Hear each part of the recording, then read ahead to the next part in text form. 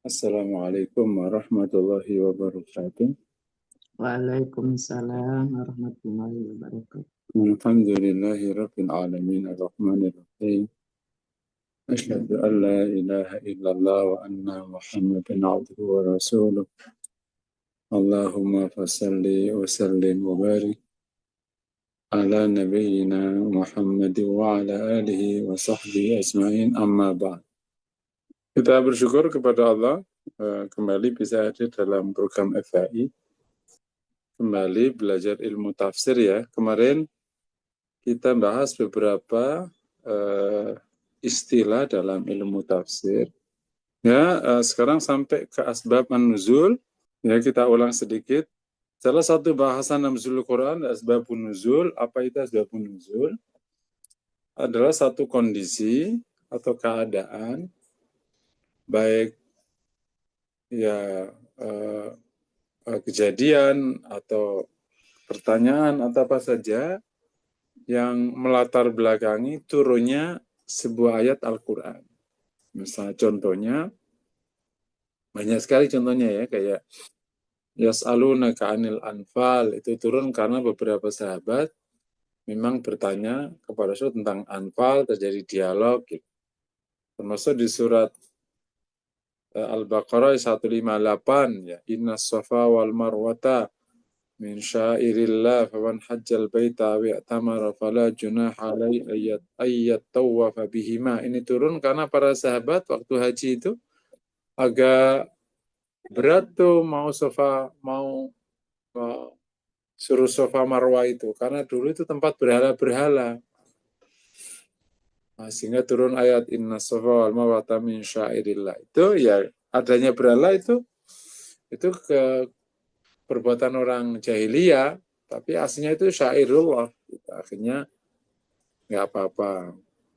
Sekarang bahasan berikutnya, bahasan nomor 7, tapi hitungannya nomor 11 ya, karena kan ada yang 22 kemarin. Tentang ayat yang pertama turun. Ya, pendapat yang absya, yang muktabar sekali adalah ayat yang pertama turun adalah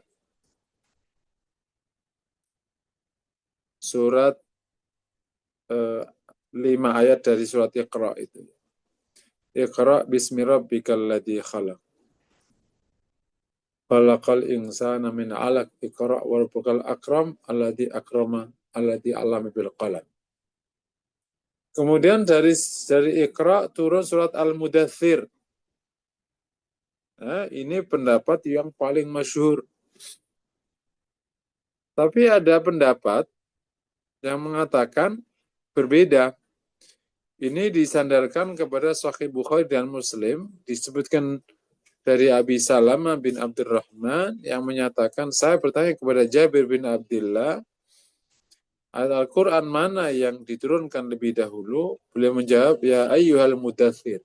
Nah, ini kalau menggunakan hadis ini justru yang pertama turun, ya ayyuhal mudaththir. Kemudian saya bertanya lagi, saya katakan, atau Iqra bismi rabbika. Ya, Jabir menjawab, beliau mengatakan,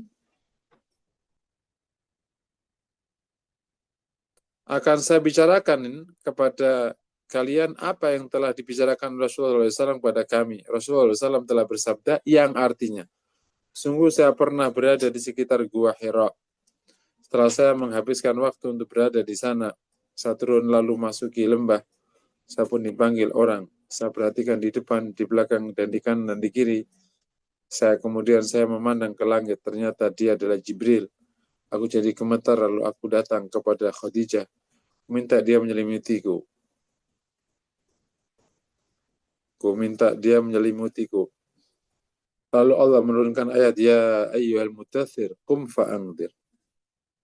Hai yang berselimut, bangkitlah lalu berikanlah. Tetapi pendapat ini tidak terlalu kuat karena ya ada riwayat di Sahih Bukhari dan Muslim dari Abi Salamah dari Jabir mengatakan, saya mendengar Rasulullah SAW berbicara tentang terhentinya wahyu. Beliau bersabda dalam hadis beliau, ketika saya berjalan saya mendengar suara dari langit Lalu saya ini terjemahannya ya. Lalu saya angkat kepala saya, ternyata dia adalah malaikat yang telah mendatangi saya di Gua Hira. Duduk di atas kursi di antara langit dan bumi, lalu aku pulang dan ketakutan. Selimuti aku, lalu mereka menyelimuti aku. Allah lalu menurunkan firman-Nya surat Al-Mudaththir. Jadi dari riwayat ini menunjukkan bahwa Al-Mudaththir turun memang setelah turun di Gua Hira. Tapi intinya yang paling absa adalah bahwa yang pertama kali turun adalah Iqra bismi rabbikal ladzi khalaq. Nah, oleh karena itu Imam Al-Bulkini mengatakan dua riwayat tadi dapat dipadukan sebenarnya bahwa memang yang pertama kali itu Iqra, cuma kemudian kejadian itu ya setelah turun itulah gitu.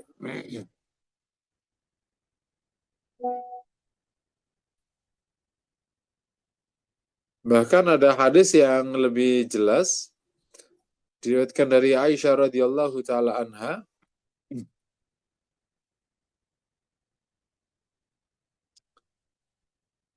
Ya, di kitab Mustadrak ya, Mustadrak Imam Al-Hakim.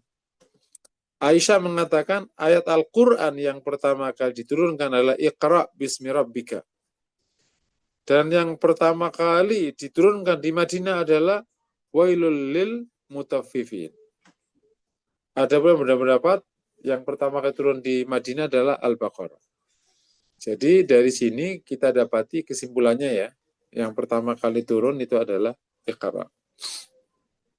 Terus bahasan berikutnya, kalau secara angka nomor 8, tapi dari sudut bahasan nuzulul Quran adalah bahasan ke-12. Karena kan ada yang 22 kemarin ya. Ayat yang terakhir turun.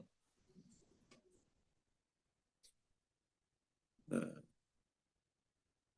ada beberapa pendapat tentang ayat yang terakhir turun. Sebagian mengatakan yang terakhir turun adalah surat ayat Al-Kalala, yakni surat An-Nisa ayat 176. Yas'alul Al-Kalala. Ayat coba An-Nisa ayat 176 tentang Al-Kalala. Pendapat ini didasarkan pada Bukhari dan Muslim dari Al-Barra Ibn Azib yang menguatkan pendapat itu. Pendapat yang lain mengatakan ayat yang terakhir turun adalah ayat Ar-Riba.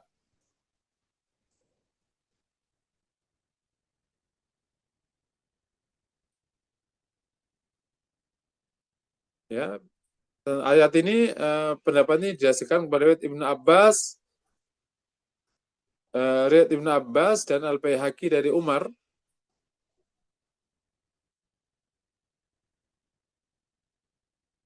Ada juga mengatakan ayat terakhir turun adalah surat Al-Baqarah 281. Wattaqu yawman turja'una fihi ilallah. Ini termasuk kuat itu pendapat yang ketiga ini. Ini di surat Al-Baqarah 281. Nah, pendapat ini didasarkan kepada riwayat An-Nasa'i dari Ibnu Abbas.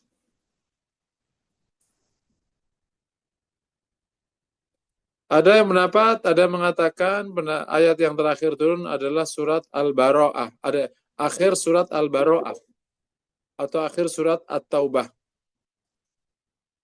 Pendapat ini didasarkan kepada riwayat Al-Hakim dari Ubay bin Ka'ab.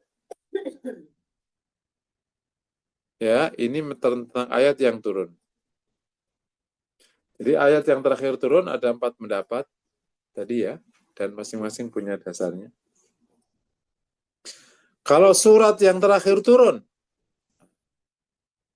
ada pendapat yang mengatakan surat yang terakhir turun adalah An-Nasr. Ini riwayat ini didasarkan pada Muslim dari Ibnu Abbas. Pendapat lainnya, surat yang terakhir turun adalah surat Al-Bara'ah atau At-Taubah ya. Ini pendapat ini didasarkan pada riwayat Al-Bukhari dan Muslim dari Al-Barra. Jadi kalau ayat terakhir turun ada 4 pendapat. Ada yang mengatakan jadi akhirnya Al-Baro'ah, ada ayat di Al-Baqarah, wattaqu yawman turja'una ilallah. Ada yang mengatakan Al-Kalalah, tapi kalau surat yang terakhir turun, ada yang mengatakan surat Al-Baro'ah, ada yang mengatakan surat An-Nasr. Sekarang kita masuk ke bahasan qiraah Quran ya. Gitu ya, insyaallah udah bahasan masalah nuzul Quran udah cukup. Sekarang pindah ke bahasan qiraat.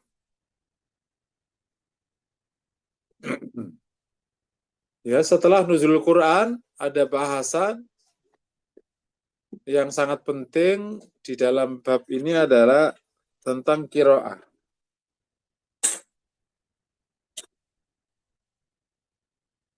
Apa itu qiraah? Yakni bacaan Al-Quran. Nah, bacaan Al-Quran ini terjadinya dikembalikan kepada sanad tentang bacaan itu. Ya, ya. Ada sebelum kita pindah ke bab qiraah, ada yang mau bertanya? Boleh? Silakan Bapak Ibu peserta kuliah, jika sebelum lanjut ke tema baru, subtema baru, belum ada sih Ustaz. Oke ya. Jadi qiraah bacaan Al-Quran ini disandarkan kepada kualitas sanad. Ya. Yang pertama sanad yang mutawatir. Yakni bacaan yang diriwayatkan dari kelompok orang sampai ke kelompok orang, dan kelompok orang itu banyak yang tidak mungkin untuk berdusta. Nah ini menggunakan ilmu hadis ya.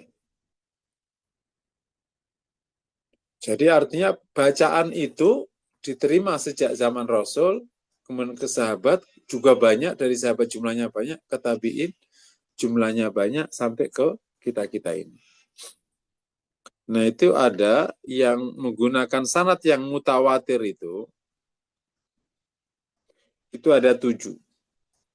Yang akhirnya terkenal dengan qiraah sab'ah. Jadi Quran yang dibaca dengan sanad mutawatir itu menggunakan 7 bacaan itu.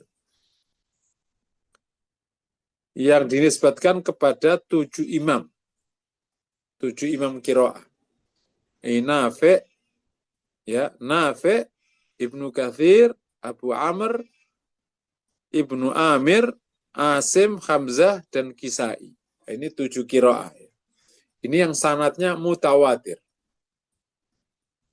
Apa? Nafi', qiraah Nafi',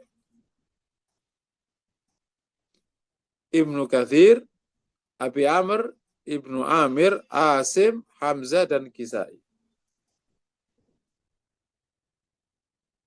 Yang dimaksud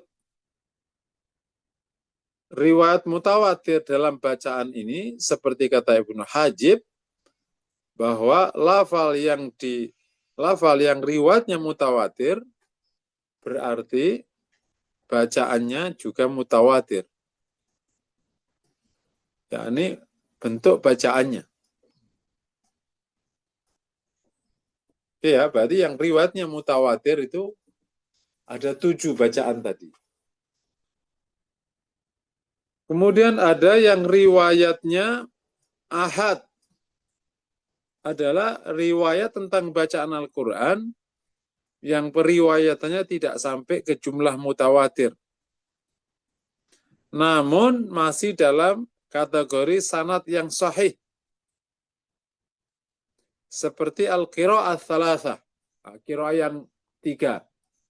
Sehingga nanti kalau digabung jadi Qira'ah Asyrah itu.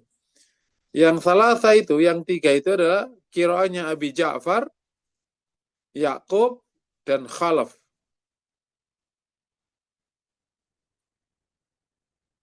Sehingga 3 ini kalau digabung dengan qira'ah sab'ah, jadilah qira'ah asyrah. Iya. Bacaan Al-Quran ini, jadi kita ulangi lagi, qira'ah Al-Quran ini ada bacaan ini tergantung ke sanadnya ya. Jadi ada yang sanadnya mutawatir ada 7, yang tadi disebutkan di atas. Ada sanadnya yang ahad, tapi sanad ahad ini derajatnya sahih. Itu adalah Abi Ja'far, Ya'qub, dan Khalaf. Nah, sehingga kalau digabung dengan sanad yang 7, jadilah qiraah sab'ah.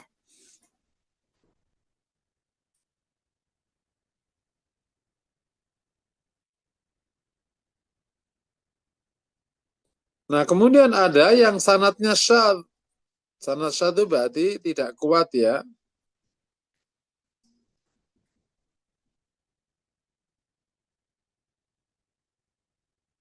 Yakni sebuah riwayat atau riwayat qiraah yang menggunakan riwayat yang tidak masyhur ya.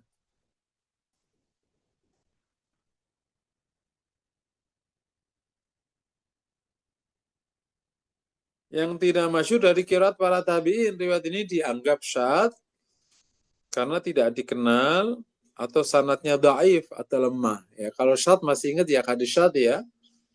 Orang sanad sahih tapi menyelisihi yang lebih sahih atau yang jumlahnya lebih banyak. Bahkan atau yang dianggap syadz karena sanadnya dhaif.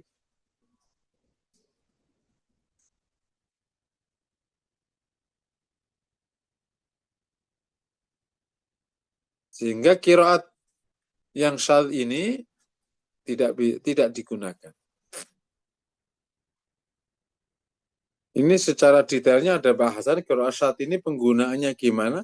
Tapi secara umum supaya tidak bingung ya, qiraat ini tidak diterima sehingga yang sekarang diterima adalah qiraat asyarah itu. 10 qiraat karena 7 itu sanadnya mutawatir, yang 3 sanadnya ahad tetapi sahih. Itu aja ya supaya gampang. Nah, tentu yang kita belajar ilmu tafsir ini sebagaimana kita belajar ilmu hadis itu kayak mengenal istilah-istilah aja. Nanti detailnya ya per ilmu turun. Ilmu nuzul Quran nanti akan bahas masing-masing ayat itu ada berapa jumlah sebab nuzul Quran. Kan nggak semua ayat ada sebab turunnya kan. Sama dengan kasus qiraah ya, nanti akan belajar ilmu qiraah, tapi kan di FAI kita tidak akan sampai ke sana ya. Pokoknya sampai ilmu tafsir aja, ngerti ada qiraah 7, ada qiraah 3, di akhirnya tadi totalnya qiraah 10, ya itu yang digunakan di beberapa tempat. Kalau misalnya di Maroko itu banyak menggunakan Warsh misalnya, yang itu wadduhi wal laili idza saja wada'aka rabbuka wa ma qala gitu. Jadi tidak semua A dibaca E ya gitu. Itu salah satu. Kayak kalau ketemu nanti amintum. Itu kan itu namanya jenis-jenis qiraah. Ada pertanyaan silakan.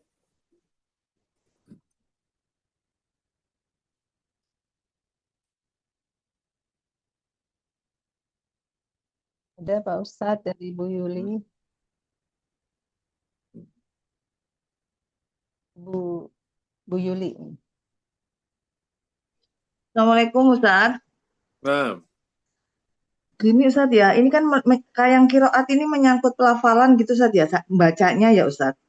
Nah terus pertanyaan kan ini kan seperti hadis juga kan, jadi maksud saya ada sanad itu ke atas itu Ustaz ya, sampai ujungnya gitu ya Ustaz ya, yang tadi imam tadi Ustaz ya. Iya betul. Nah kalau di bawah, maksud saya kalau dari tataran kita kan kalau kita membaca, saya lihat gitu ya, katakanlah ain gitu aja, bacanya udah beda ya Ustaz. Itu kan ada kaitan dengan apa ya? Lafal orang-orang dengan bahasa setempatnya itu gimana ya? Kalau misalkan sampai merubah arti gitu Ustaz, kan nggak boleh ya Ustaz ya? Itu kan kesalahan fatal gitu Ustaz. Itu gimana ya? Kayak misalkan ain tuh jadi ngain gitu kan Ustaz. Terus kadang-kadang yang daerah Sumatera tuh bukan ro tebel tapi ra gitu loh Ustaz. Nah itu gimana Ustaz? Kok bisa sampai begitu dalam satu, mungkin kalau kita terlalu lebar ya, Indonesia kan lebar sekali ya. Nah itu gimana Ustaz ya?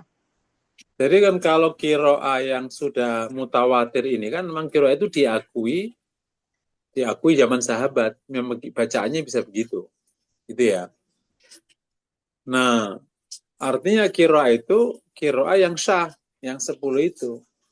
Kalau ada bacaan di luar kiroah 7 atau 10 itu, ya tidak dibenarkan. Nah, itu lahan namanya. Lahan adalah penyimpangan atas pembacaan Quran, baik karena ketidakmampuan atau karena memang kesengajaan. Misalnya tadi beberapa kabilah tidak bisa membaca ro dengan sangat baik pakai ra. Gitu. Nah, kalau bacaan-bacaan ini ada sanadnya di atas ya boleh. Tapi kalau tidak punya sanad, maka itu namanya lahan. yakni penyimpangan bacaan. Tergantung penyimpangan ini apakah sampai merubah makna atau tidak sampai merubah makna. Kalau sampai merubah makna ya nggak boleh, haram hukumnya. Tapi kalau tidak sampai merubah makna nggak apa-apa. Misalnya kalau bacaan ro kurang tebel, Allahu Akbar, itu nggak apa-apa. Karena apa? Tidak merubah makna. Tapi kalau sampai merubah makna, kayak misalnya sin jadi shin, shin jadi sin, atau shin jadi tha, itu kan agak jauh ya. Tha jadi shin, nah itu merubah makna. Itu nggak boleh sudah. Nah kalau ain jadi nga, itu tergantung nanti kalimatnya. Itu namanya lahan, Bu. Nah, jadi yang diperkenankan ya kiroah sabah itu. Memang kiroah sabah itu ada beberapa yang terkait dengan cara kabilah tertentu membacanya dan itu diakui oleh para sahabat. Sehingga ya memang cara baca Quran itu ya hanya 10 itu. Atau baca Quran tapi itu kan nggak semuanya. Hanya nggak semua 60-600 ayat itu kemudian bacanya beda-beda. Enggak. Cuma di beberapa titik-titik tertentu aja cara bacanya beda. Dan harus diakui bahwa sampai sekarang yang paling masyhur ya Hafiz dari Asim itu, riwayat Hafiz itu. Yang akhirnya digunakan hampir 90% penduduk muslim ini menggunakan bacaan itu. Ada bacaan yang lain ya hanya digunakan di proses keilmuan aja, sudah mulai tidak terlalu populer. Wallahu a'lam. Ustadz, kalau misalnya gini kayak sekarang kan kita kan nggak tahu ya kita belajar ngajinya sama guru siapa gitu kan ya Ustadz. Belum sampai mendetail seperti sekarang lah katakanlah harus ngecek sanatnya dari mana gitu kan. Kan kita pokoknya asal dia bisa bahasa ya bisanya juga menurut kita yang pengetahuannya nggak sampai seperti ini Ustadz ya. Itu kan Iya. mesti dibetulin ya, jadi diurut lagi gitu Ustadz ya. Itu gimana Ustadz? Ya, jadi yang sekarang populer di kalangan kaum muslimin yang sudah akhirnya dipedomi menggunakan ilmu makharijul huruf dan ilmu tajwid, itu berarti selama pakai pedoman itu dianggap syah bacaannya. Dan itu ngerujuk ke riwayat Hafiz. Jadi seluruh bacaan yang sekarang berkembang yang akhirnya menjadi ilmu tajwid dan ilmu makharijul huruf, langsung kita jumping ke negara kita. Nah, akhirnya menjadi halakoh Quran, baik di pesantren klasik atau modern, itu insya Allah bacaannya dapat dibenarkan. Jadi, meskipun tidak punya sanad, tetapi pembacaan Quran ini sudah dipedomi pakai ilmu itu. Ilmu makharijul huruf dan ilmu tajwid. Jadi selama bacaannya sesuai dengan ilmu makharijul huruf dan tajwid, berarti bacaannya dapat dibenarkan. Itu sudah dapat, meskipun dia tidak punya sanad. Karena sanad yang ada ini sekarang sudah dipedomi menjadi ilmu itu. Ilmu tajwid sama ilmu makharijul huruf. Dan itu akhirnya dominan Hafiz, riwayat Hafiznya. Yang lain-lain udah nggak tahu apa. Jadi bacaan Hafiz dominan aja. Kalau di fikih masih ada 4 ya. Tapi kalau di riwayat Qiraah ini udah kayak 80% aja Hafiz. Memang Maroko pokoknya Afrika, Islam dan Afrika memang banyak menggunakan riwayat Warsh. Tapi itu tidak mengabaikan Asim apa Hafiz. Gitu. Mungkin yang nggak tahu itu proses sejarah ya. Sehingga riwayat ini yang paling dominan. Sehingga ilmu makharijul huruf itu merujuk ke sini. Gitu. Kalau makharijul huruf nggak ada perbedaan, tapi ilmu tajwidnya itu kan menggunakan hafaz semua akhirnya. Wallahu a'lam. Jadi kalau ibu-ibu sekarang belajar bacaan Quran dari satu guru, meskipun nggak punya sanad, selama memang itu masih menggunakan dasar ilmu itu insya Allah dapat dibenarkan. Karena memang sekarang pensanatan yang ada itunya, teman ya sebagaimana ilmu-ilmu yang lain, kayak orang belajar ilmu hadis, nggak semua dapat sanad. Tapi selama bukunya yang digunakan itu memang buku dapat dipertanggungjawabkan, ya berarti dapat dipertanggungjawabkan. Itu kira-kira gitu cara berpikirnya. Nah, Ya. padahal Ini ada, sudah Bu Yuli? Syukran jazakallah. Ya, Ustadz, ini ada pertanyaan nah, dari Ibu Yuni. Ustadz kan di Indonesia tadi Ustadz sudah katakan ya menggunakan qiraatnya Imam Hashim, riwayatnya Hafiz. Nah, di negara lain mungkin ada beda juga. Nah, yang menentukan pemilihan qiraatnya itu siapa ya Ustadz? yang menentukan barang qiraah. Mm-mm. Tadi kan ada pensanatan tadi. Jadi akhirnya kan Quran didapatkan sahabat dari Rasulullah. Ya kan? Jadi nginduk ke sahabat. Nah, sahabat diajarkan ke murid-muridnya.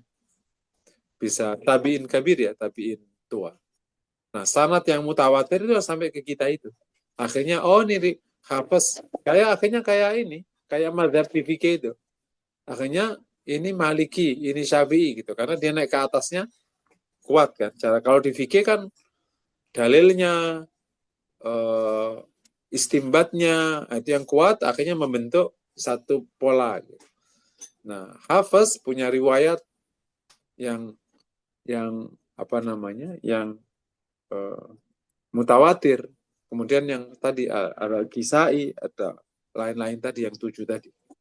Jadi yang menentukan proses ilmiah itu. Dari situ riwayatnya akhirnya bertebar di kalangan kaum muslim.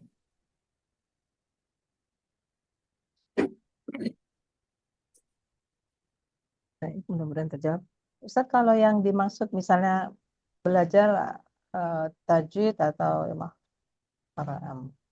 itu dengan metode tertentu disebutkan misalnya itu nggak apa-apa ya Ustaz ya? Itu metode, Bagian dari- itu hanya metode. Boleh, itu kan metode para ulama Quran, atau lebih tepatnya ulama tajwid, untuk mengajarkan Al-Quran. Itu metode, nggak apa-apa. Boleh. Karena toh ujungnya semua itu bacaan Hafiz semua, ke Hafiz semua. Hanya metode supaya bacanya kayak Hafiz bener gitu aja sebenarnya. Boleh itu. Ya, karena baru-baru ini kan mau belajar metode Umi misalnya gitu Ustaz. Jadi Oh iya nggak ada, apa-apa, nggak Umi, masalah Iqra, ya. Qiraati, Iya. Risalah, apalagi. Cordoba, silakan nggak apa-apa. Itu para guru Quran yang ingin memudahkan masyarakat agar cepat pada bisa baca. Ya, baik. Ustadz, ini tinggal sekitar 4 menit ke depan lagi, pukul 7. Apa mau lanjut atau bagaimana Ustadz? Saya lanjutin dikit, tapi nanti dilanjutkan di pertemuan berikutnya supaya ada pengantarnya.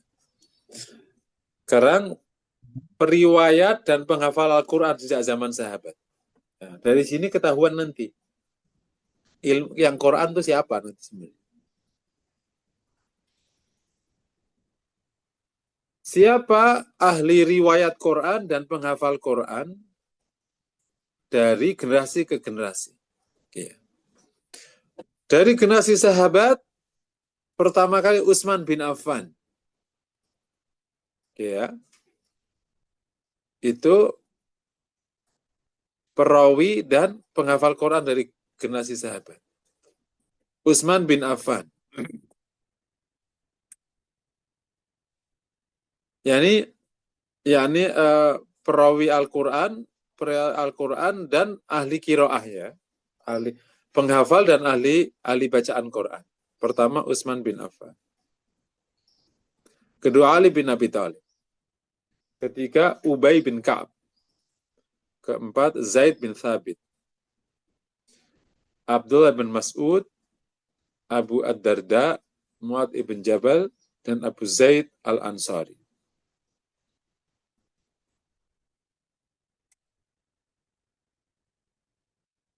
Ada riwayat sahih an Abdullah bin Amr yang mengatakan, saya mendengar Rasulullah SAW mengatakan, yang artinya, ambil Al-Quran dari 4 orang. Rasul nyebut ini, hadis sahih.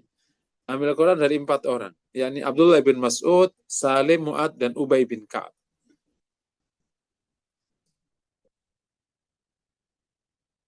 Ada riwayat dari Qatadah yang mengatakan, saya menanya Anas bin Malik, siapa yang menghimpun Quran pada masa Rasulullah Sallallahu Alaihi Wasallam? Beliau menjawab 4 orang. Semuanya dari golongan Ansar, yakni Ubay bin Ka'ab, Mu'ad ibn Jabal, Zaid bin Thabit, dan Abu Zaid.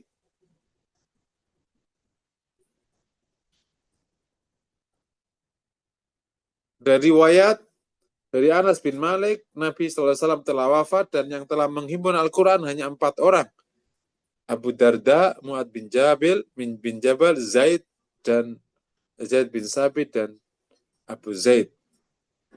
Nah, sementara dari sahabat yang belajar dari 4 orang itu adalah Abu Hurairah, Abdullah bin Abbas, Abdullah bin As-Sa'ib,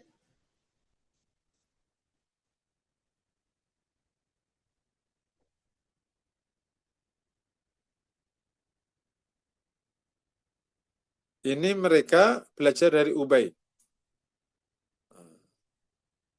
Jadi sahabat yang belajar dari Ubay bin Ka'ab. Dan turun berikutnya ya, tabi'in akhirnya belajar dari mereka. Jadi Abu Ja'far Yazid bin Al-Qa'qa, Abdurrahman bin Hurmus Al-A'raj, Mujahid bin Jabar, Sa'id ibn Jubair, Ikrimah, pembantu Ibnu Abbas, ada Atta' bin Yasir, Ibnu Abi Roba'ah, Al-Hasan Al-Basri, Al-Qama' bin Qais, Aswad, Zur bin Jais, dan seterusnya. Ini nama-nama yang sangat populer di kalangan ilmu qiraah.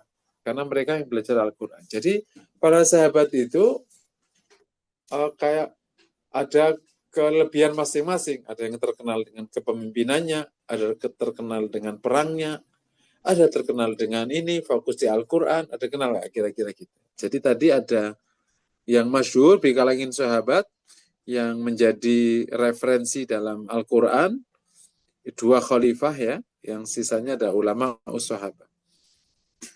Oke, ini nanti kita akan lanjutkan di pertemuan berikutnya, tokoh-tokoh Quran dan Qiraah yang sejak zaman sahabat sampai tabi'in, sehingga nanti membentuk ilmu yang akan kita terima itu sekarang.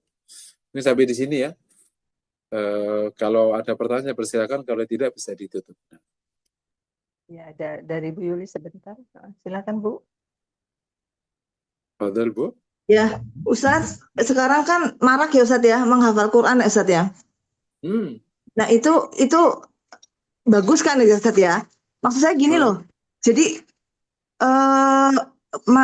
urgensinya dalam arti apa ya, fadilah atau apalah Ustadz, kok jadi orang lari bondong-bondong hafal Quran gitu. Sementara mungkin mereka tidak ngerti maksudnya gitu loh Ustadz. Maksudnya cuma ngafal aja gitu Ustadz. Itu gimana Ustadz ya? Baiknya bagaimana Ustadz? Ya, itu memang udah jadi tren baik, karena kan ya ini proses dakwah mendekatkan masyarakat muslim ke Al-Quran, yang akhirnya tren orang belajar Al-Quran, ya, tahsin itu sejak beberapa dekade terakhir, kan faktanya yang belum bisa baca kan hampir 70% tuh kalau risetnya Kemenak. Nah, tren ini dinaikkan lagi, mereka-mereka yang orang keluarganya sudah pada baik, pada bisa baca Quran, karena juga ingin memperbaiki agamanya, masuk tren baru, orang berbondong hafal Quran. Bagus nih, ya cuman ya kalau hanya menghafal ya kan tidak cukup, maka dari menghafal semoga nanti lahir proses peningkatan berikutnya, yakni mengkaji Al-Quran gitu. Jadi mulai memahami Al-Quran sampai kemudian ilmu-ilmu yang lain menjadi tren. Nah sekarang kan trennya baru orang ingin belajar Quran, baca, yang anak-anak muda ingin menghafal Quran, ada yang suka ke sunnah, ya ini sudah bagus tuh tren-tren ini. Tinggal nanti dilengkapi. Meskipun belum pada hafal ya, memang ada beberapa catatan banyak ya para penghafal Quran. Akhirnya setelah keluar juga akhirnya mengalami masalah banyak, karena kan ternyata banyak lembaga Quran fokus ngafal Quran, fikih nggak dipelajari, semua nggak dipelajari. Apalagi juga kalau dia level umur studi ya, ngafal Quran aja tapi nggak disiapin ilmu-ilmu kauni yang membuat dia bisa bertahan hidup lebih baik, akhirnya juga sekarang muncul beberapa PR. Tapi intinya tren ini baik, tinggal hal-hal yang belum disempurnakan aja. Allahu a'lam. Ya Ustadz, ada satu lagi nih pertanyaan Ustadz dari Bu Min. Soal metode tadi Ustadz ya, kalau metode Iqra itu dapat membantu membaca Al-Quran dengan benar nggak Ustadz? Iya, bagus tuh Iqra. Termasuk metode pertama yang dikeluarkan. Jadi sebenarnya itu hanya metode, kalau bacanya mah semua bacaan hafaz semua itu. Pokoknya orang Indonesia kan nggak kenal bahasa lain. Indonesia, Malaysia, di Saudi sendiri aja yang lain juga nggak populer. Hampir semua masjid-masjid menggunakan hafaz semua. 1-2 pakai warsh. Mungkin karena yang aja, mungkin orang Maroko atau orang Afrika punya pakai warsh. Jadi bagus, Iqra bagus. Satu lagi Ustadz dari Ibu Yayan. Ustadz, sekarang ini banyak orang tua yang anaknya itu diarahkan ke sekolah tahfiz. Sehingga banyak anak yang hafal Al-Quran, tapi disuruh baca nggak bisa. Enggak, biasanya nggak mungkin. Kalau hafal rata-rata baca. Biasanya baca dulu, nggak mungkin hafal langsung. Baik kalau lembaga Quran, hampir semua metodenya urutannya sama. Pasti akan tahsin dulu, bacaannya bagus dulu, tidak mungkin diizinkan ngafal tanpa bisa baca. Bukan hanya baca lancar ya, baca bagus, bener, lancar baru ngafal. Kalau ngafal tanpa baca, itu biasanya juz amma aja paling. Itu kan anak-anak kecil yang di TK itu. Disuruh ngafal tapi belum bisa baca. Tapi kalau lembaga Quran rata-rata udah baca semua. Nggak mungkin nggak bisa baca. Nggak mungkin nggak baca tapi diizinkan ngafal. Itu ngafalnya pakai apa? Mungkin nggak paham ya. Banyak anak ngafal Quran tapi nggak paham Quran ya. Itu mah banyak. Wallahu a'lam. Ya, baik. Kelihatannya sudah cukup ya Ustadz ya. Tidak ada pertanyaan lagi. Jazakallah khair Ustadz atas ilmunya. Baiklah Bapak Ibu sekalian, kita akhiri tutup kuliahan ini dengan sama-sama membaca doa kafaratul majlis. Subhanakallahumma wa bihamdika asyhadu an la ilaha illa anta astaghfiruka wa atubu ilaik. Wassalamualaikum warahmatullahi wabarakatuh.